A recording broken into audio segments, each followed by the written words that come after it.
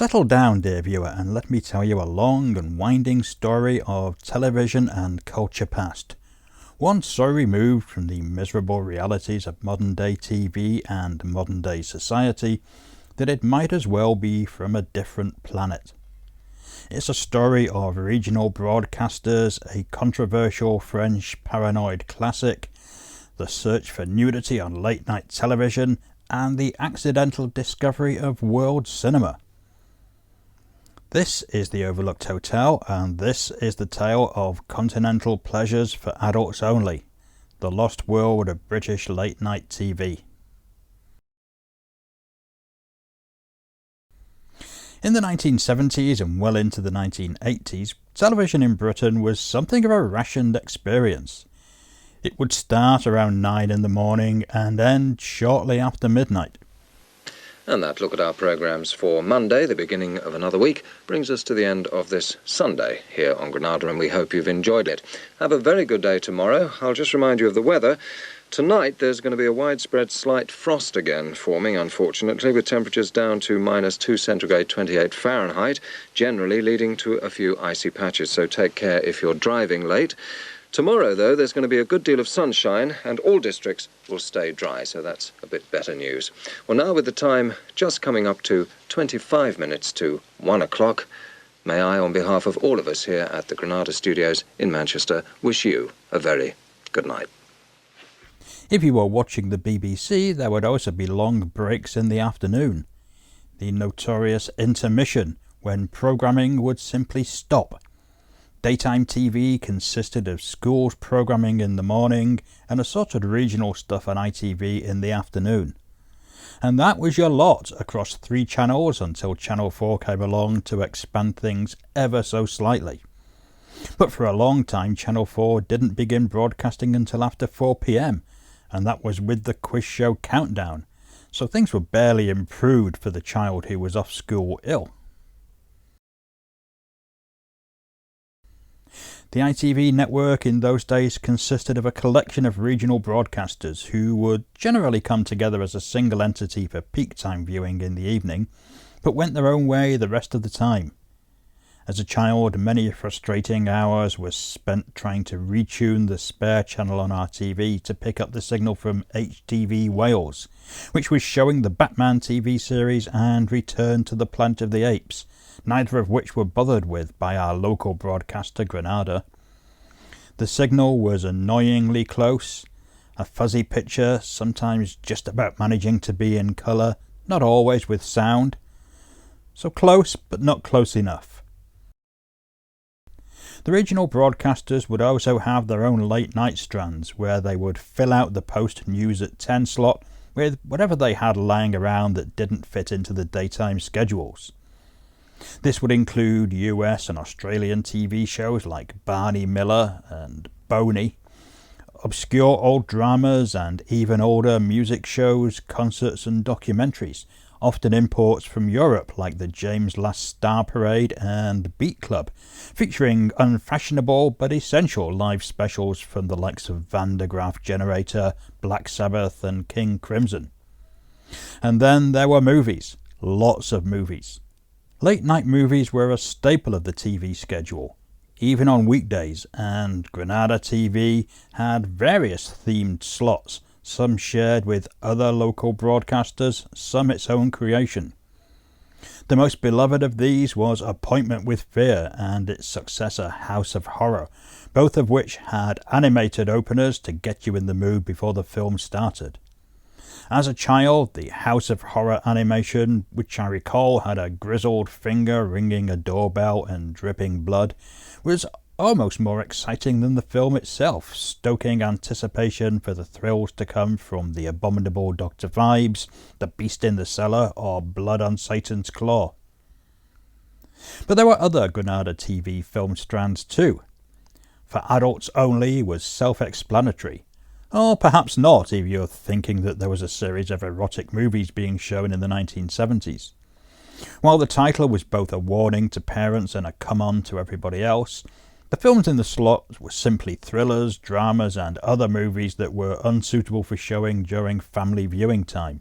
Movies that the BBFC had perhaps rated X, but which were often ancient enough to now be offensive only to the most easily offended. The Strand title was, of course, more tease than promise at a time when sex, or the promise of sex, still sold, even though peak time television drama was awash with nudity in a way that seems unimaginable today.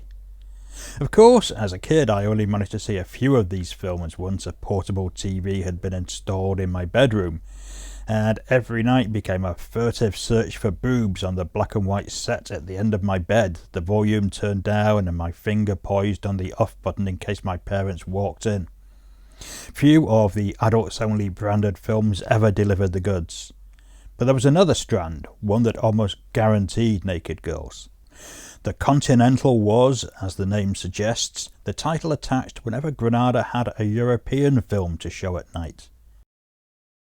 If the Overlooked Hotel has any younger viewers, they might struggle to understand this, but the word Continental was a code signalling sex in the 1970s. Not for nothing was the seemingly mainstream Continental Film Review magazine awash with nude photos from the latest softcore titles to play British cinemas. For both enthusiasts and prudes alike, there was an understanding that continental Europe was a place of loose morals and bare flesh. If a film appeared in the Continental slot, there was pretty much the guarantee of nudity. One such film that appeared in this slot was Shock Treatment, and this French movie had the additional pull for me of being a horror film. At least that's what the TV Times write-up implied. Mad doctors, strange experiments, and the probability, if not guarantee, of bouncing boobs. There was certainly no need to channel surf that night. And so, lying in bed, I turned on the TV, always with a louder click than felt comfortable, and got ready. The film started with French language titles. Even the title of the film was in French. Traitement de Choc instead of Shock Treatment. How exciting! Everybody knew how naughty the French were up there with Scandinavians in terms of lax morals and a disregard for clothing. An interesting aspect of British TV in the 1970s was that it was essentially a law unto itself. The Broadcasting Standards Commission, later Ofcom, didn't come into force until 1988, another of Margaret Thatcher's bit of moral legislation after a determined campaign against smut on TV from the press and Mary Whitehouse, both using the lessons that they'd learned during the Video Nasties campaign to stoke up public outrage. Thatcher's enthusiasm for deregulation stopped very abruptly when it came to sex. But in the 1970s there were no real controls on broadcasters beyond those that they imposed themselves. The watershed, now treated as though it has legal standing by regulators Ofcom, was at that time nothing more than an informal agreement between the BBC and ITV that pre-9 p.m. was family viewing time. Though we should note that that didn't mean that nudity wasn't often seen during the daytime, either in feature films like the Carry On movies and other British comedies that had topless scenes, or documentaries. I can remember a topless scene appearing in an otherwise bland sitcom that was shown at 8 p.m. without causing any comment. This was, after all, the age of the page 3 girl, and for all its censorial prudishness compared to the rest of Europe, Britain at the time did not have the terror of female breasts that has become the norm now. A non-sexual image of a naked body was not seen as inherently dangerous. The lack of legislative or legal controls over broadcasters even led to one Saturday night chat show teasing that it might feature clips from Deep Throat when Linda Lovelace appeared as a guest to promote her misery memoir Ordeal. TV was not covered by the Obscene Publications Act. Obviously this was just hype, but in theory they actually could have done so. So in this context, the fact that Shock Treatment would turn up unnoticed on late night TV just a few years after its theatrical release in its original uncut form is perhaps less remarkable than it might otherwise seem. This was a film that I would later discover had caused some sensation on its original release, and had played British cinemas as Doctor in the Nude, with infamous distributor Anthony Bausch feeling confident that he could sell the film as a sex movie. A film like this showing up on TV within a decade of its release would, you might think, be controversial. But here it was, so apparently insignificant that it was reduced to regional filler scheduling. Perhaps, like many of the films that the BBFC found problematic, it was viewed without any sense of shock or horror by most people who had not been trained or employed to spot the hidden dangers of cinema. But for this viewer, it was definitely an eye-opener. There are no sex scenes in the film, but the one scene that does feature nudity is remarkably frank, with pretty much the whole cast, male and female, frolicking nude in the sea. Very nude. For young people today who have access to the most depraved porn at the click of a mouse, this might seem like small potatoes. But for someone in the 1970s, still a few years away from managing to slip his first copy of Mayfair inside a copy of The Melody Maker and successfully get it past the checkouts undetected, this was sensational stuff. Nudity was everywhere in the 1970s, it's true, but moving, full-frontal, naked people, and lots of them, in an actual French film, well, that was something else. The lack of any hint of sexuality in the scene was very easy to miss at the time. In truth, this one scene, coming a third of the way into the movie, is a single moment of fleshy excess, almost perfectly positioned to hold the attention of an adolescent boy in the hope of seeing more of the same. There isn't any, but the film has more than enough to satisfy elsewhere. Come for the nudity, stay for the story, as they say.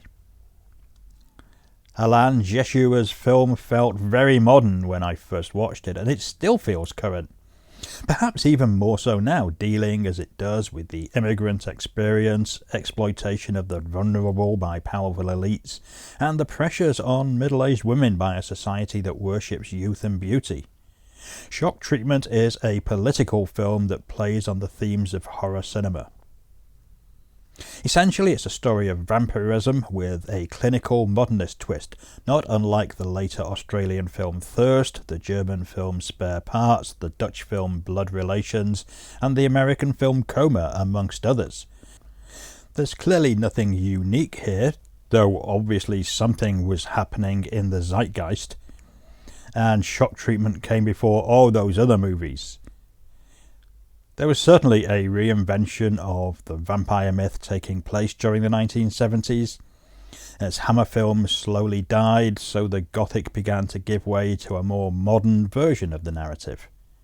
Audiences clearly wanted something more relatable from their vampire movies. When I first saw Shock Treatment, it seemed extraordinary and fresh. At the time, pretty much all the horror films that you would see on TV were period pieces. Or even if they were contemporary, they still felt as though they were period pieces somehow, like the Amicus films that riffed on Hammer horror. Horror was dark, moody, gothic, even though some of the films were essentially the contemporaries of this movie. Shock Treatment was stark, cold, and very modern. It had what I would, over the next few years, come to recognise as a very European style. A very French style, in fact. Hard as it is to believe, once upon a time you could see entire seasons of French cinema on BBC Two at peak time on a Friday night. From vintage classic movies to most of Buñuel's oeuvre, and whole series of then recent movies like Agnes Varda's One Sings, the Other Doesn't. You could watch the avant-garde experimental film Hitler, a film from Germany, over 4 weeks on Saturday night prime time on the same channel. When Channel 4 launched, its 11th hour slot brought us difficult films by John Jost, Stephen Dwoskin and Jean-Luc Godard that had never been shown on TV before. If you were a kid who was remotely interested in movies, the late 1970s and early 1980s was a golden age. You would see films spanning the entire history of cinema on television from all over the world, discovering filmmakers, film styles and international cultures.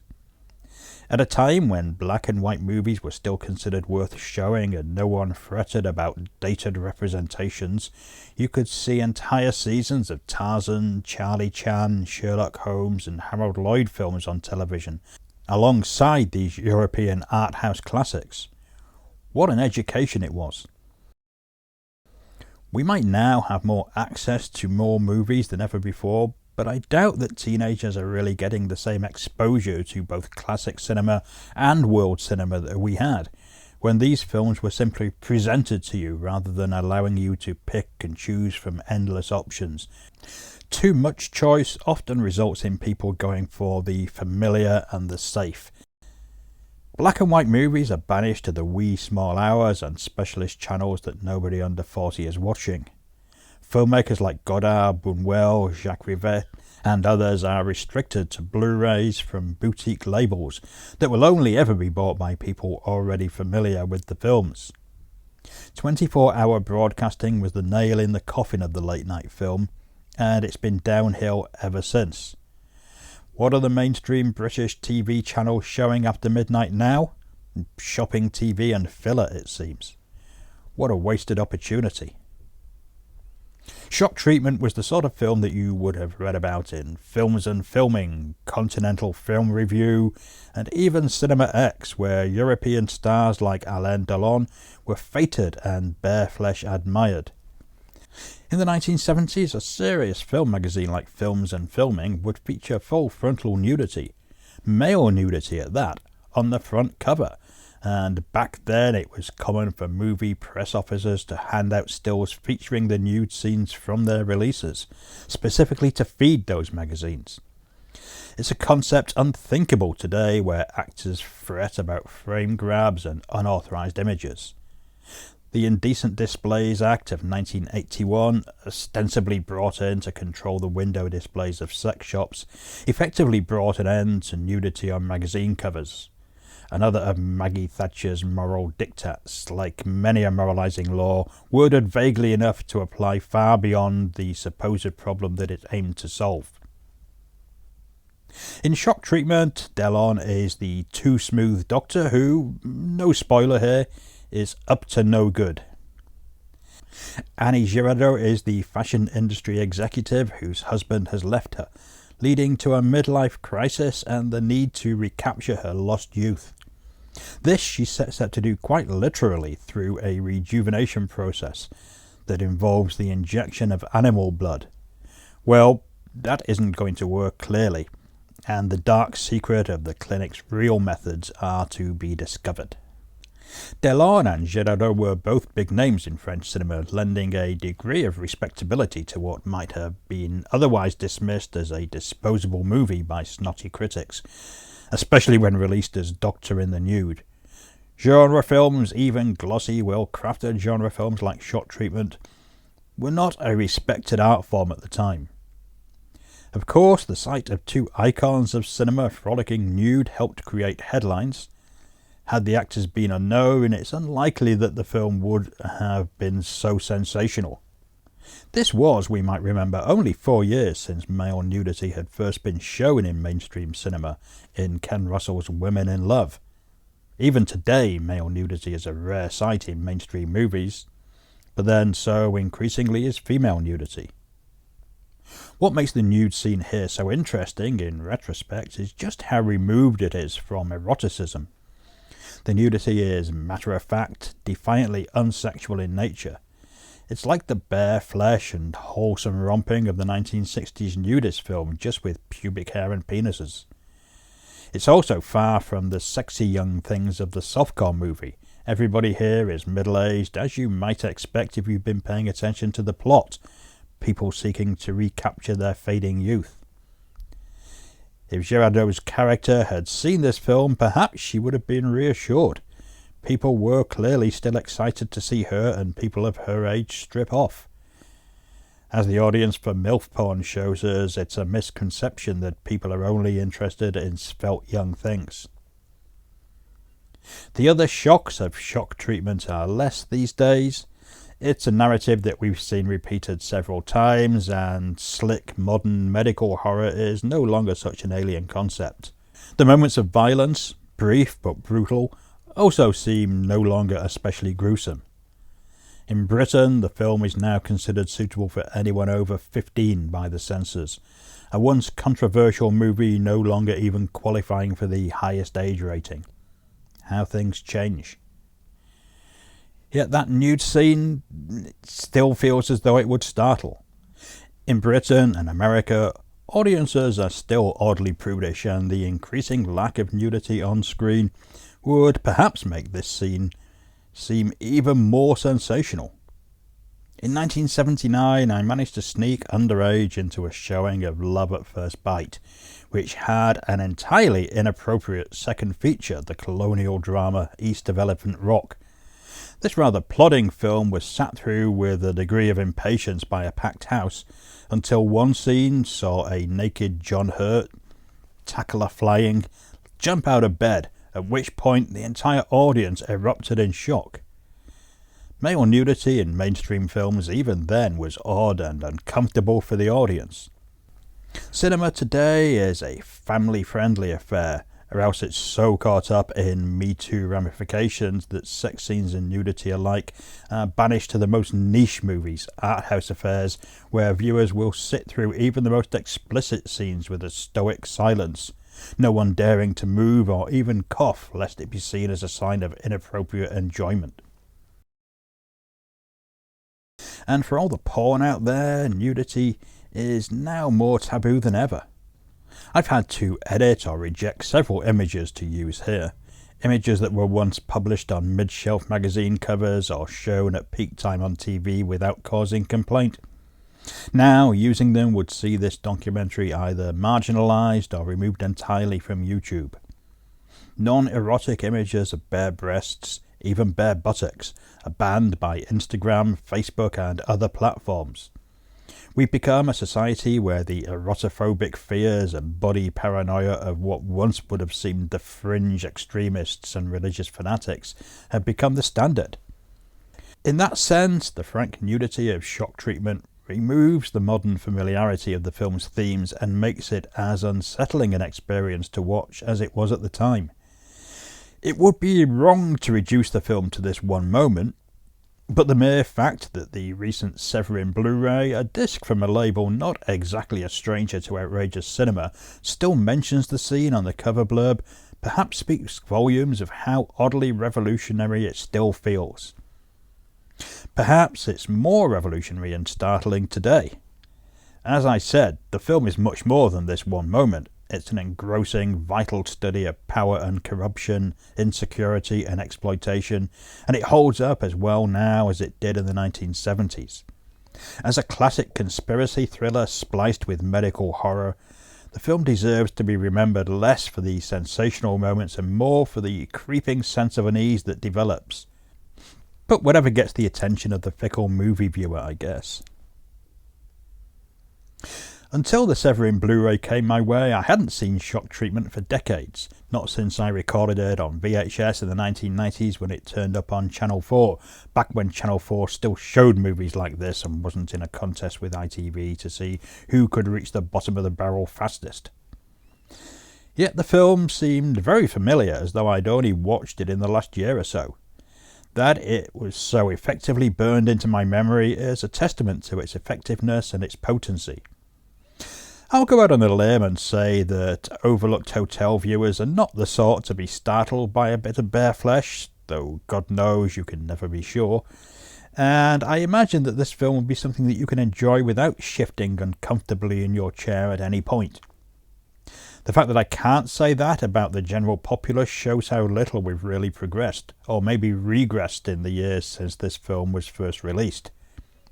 Given that we've recently had people complaining about Charlie XCX wearing a slightly see-through top before 9 PM on TV, I think we can safely assume that that is the case.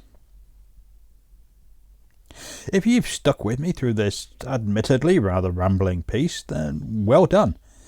I'm assuming that you've enjoyed it in some way, that maybe you've just been waiting to see if I ever get to the point. But if you did enjoy it, I'd appreciate you hitting the like button, and if you've yet to do so, why not subscribe as well? Never has there been so much quality content for free as you'll find here. Well, not since the days of classic TV, but let's not get back into that. Every sub helps build the channel and keeps us doing things like this. And if you appreciate the time and effort involved in creating these documentaries, you can always reward us in a more fiscal manner by buying a super like or supporting us via Patreon or Buy Me a Coffee. And if you have any thoughts on this, shock treatment, late night TV, rampant nudity, or whatever else I've waffled about in the last 20 minutes or so, let us know in the comments. What's your favourite memory of sneaky adolescent viewing? Thanks for watching, and I'll see you again soon.